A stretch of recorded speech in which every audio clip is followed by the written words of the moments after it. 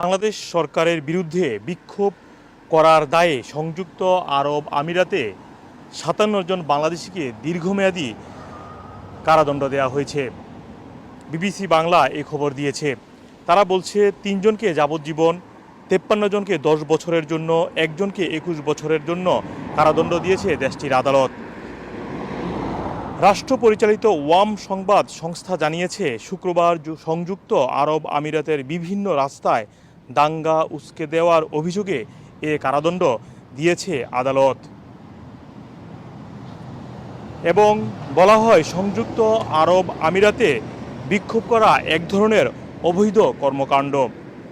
আরব আমিরাতে বিশ্বে যত প্রবাসী বাংলাদেশি রয়েছেন তার মধ্যে তৃতীয় বৃহত্তম প্রবাসী বাংলাদেশি রয়েছেন। এবং ওয়াম নিউজ জানিয়েছে, ওই ৫৭ জন বাংলাদেশির বিরুদ্ধে অভিযোগ আনা হয়েছে তারা